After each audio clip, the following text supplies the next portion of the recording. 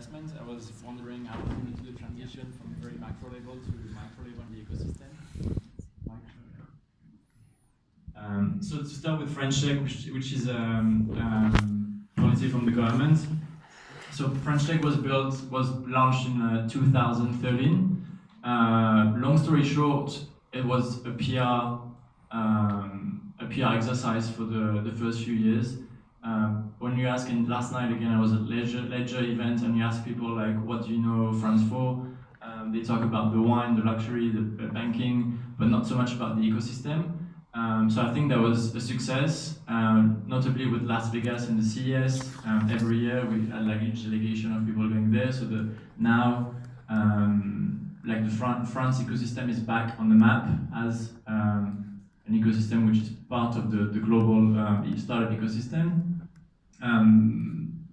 What was very important about French Tech was also the community that was built around the world. That was the second thing. So first was the PR, and second, which was the last 2 years, was the network and the community.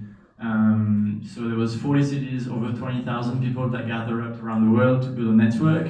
And I think what's interesting, so now we're working on like a V2 of this community and this network, and this is what was announced like 2 weeks ago by the president. It's still work in progress. But I think the interesting shift in terms of policy and the mindset of the government was that first, as I mentioned, it was a PR exercise for the government, and second, through the community, the government wanted to help the entrepreneurs. I think it's not so much now there's a turn in the sense that it's not so much the government helping the entrepreneurs, because by definition, entrepreneurs and startup founders are people who want to break the rules, disrupt the economy, so not seek help from the government.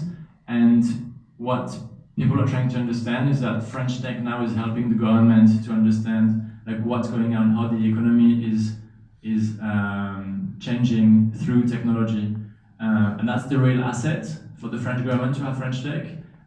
It's very hard to build a global network of entrepreneurs. Like very few have done it. I can think of Google through one network. They're sponsoring, they've done it, but there is very, very few. And now that's the big success of the French government in terms of like French Tech and this global network. Now talking about the, so I'm going to talk about the European or France ecosystem from like more macro level, not so much macro, but maybe so so we hear. So if I had to answer the question, a startup nation in Europe, is France back? The answer would be yes. I've been to Europe a lot this year, and the ecosystem is doing great.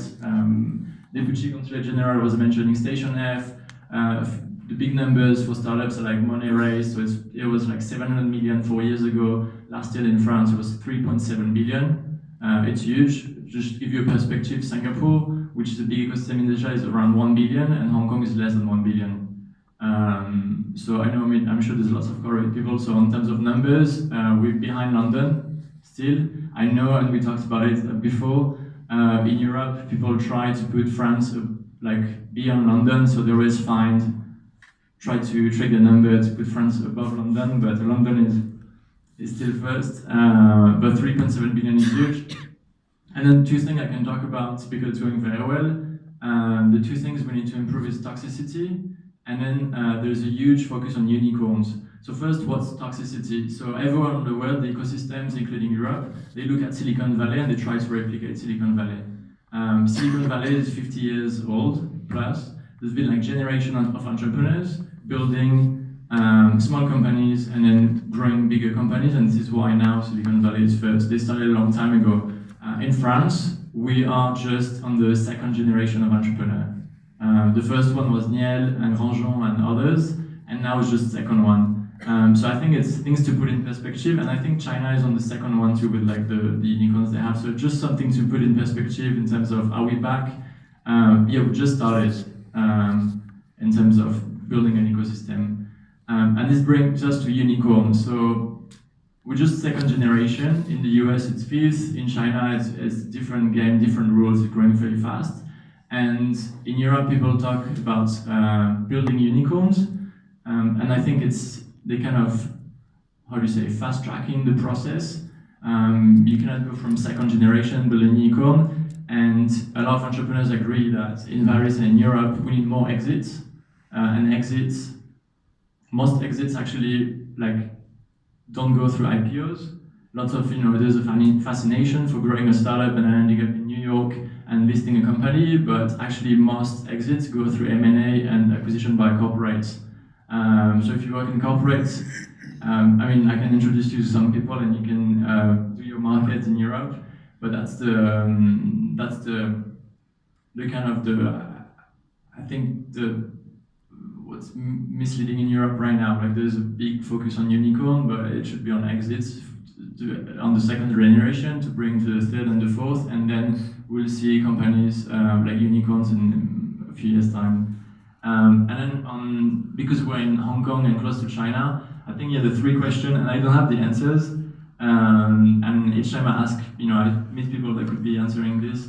But the first question, and I think that I have is like in terms of data, tech diplomacy. So technology is having a bigger impact on diplomacy, like especially in terms of servers. So we know that China requires all tech companies to have servers in China, to have the data of users in China, and how, as the European state or the European Union, can we, protect data users in Europe versus China? That's the first point, and it's just an open question I have, and I'd love to hear your thoughts on this. Second is regulation, China versus Europe. So in Europe, there is the strategy to regulate first, and then let startup, work out the regulation. And in China, it's the other way around. It's wait and see. So no regulation, especially for artificial intelligence.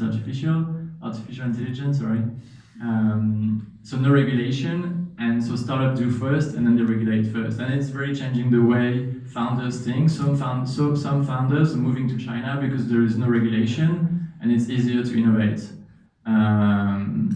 But I was talking to some American founders, and they think in this like scheme of like regulation versus no regulation, Europe, especially on privacy, has a role in like setting maybe a standard.